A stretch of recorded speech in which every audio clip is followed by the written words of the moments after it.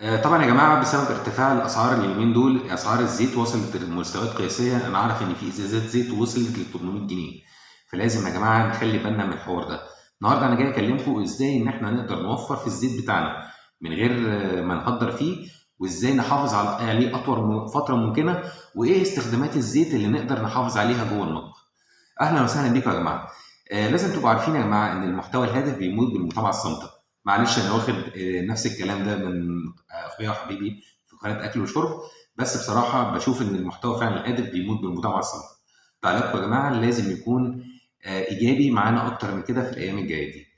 أولًا يا جماعة لازم نبقى عارفين إن الزيت من المواد الدهنية الغير مشبعة، أو بيكون تشبعها تشبع بسيط جدًا، تقريبًا بيكون بنسبة 1 ل1 من ذرة كربون لذرة هيدروجين.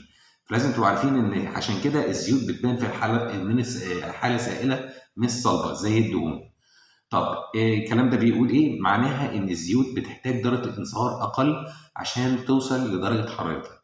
المعلومة اللي جاي أقولها لكم النهارده أو الكذا معلومة اللي أنا جاي أقولها لكم على الزيت النهارده هتساعدكم في توفير الزيت.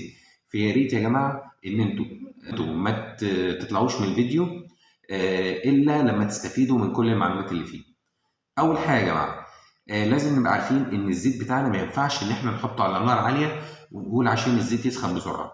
الزيت لازم يسخن براحته جدا عشان الحاجة بتاعتنا تطلع لونها ذهبي ومقرمشة، وكمان ما تطراش بعد دقيقتين 3 من خروجها من الزيت، لأن في الحالة دي إن الزيت مش هيعمل التأثير بتاعه على المادة الغذائية. تاني حاجة يا جماعة ما ينفعش إن إحنا نحط الزيت على أعلى درجة حرارة، يعني ما نحطوش على أعلى عين بوتاجاز، نحاول نحطه على أقل عين بوتاجاز تكون النار بتاعتها حلوة، ما تكونش بايظة وما تكونش عالية أوي. زي ما قلنا نسيب الزيت يسخن براحته عشان ده بيخلي الحاجة اللي احنا بنحطها صحيح لونها بيبقى ذهبي، لكن بتطرى بعد دقيقتين وثلاثة من خروجها من الزيت. فلما هنقلي على الزيت اللي هو المعقول هيبقى القرمشة بتاعتنا مستمرة ومش هتطرى الحاجة بتاعتنا بعد كده.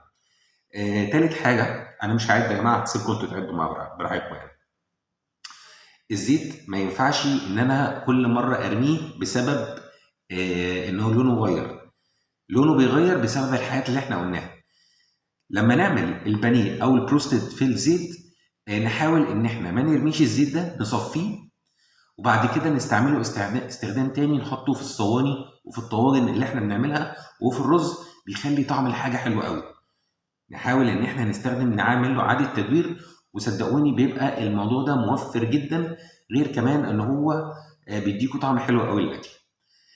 كمان يا جماعه بالنسبه لزيت السمك، لو احنا اتبعنا نفس الخطوات دي مع السمك، يعني احنا ما حطيناش السمك على نار عاليه، ممكن نصفيه بس في ازازه لوحده ونكون جايبينها قمع عشان ما نكسلش ان احنا نصفي الزيت كل مره او نفضي الزيت كل مره.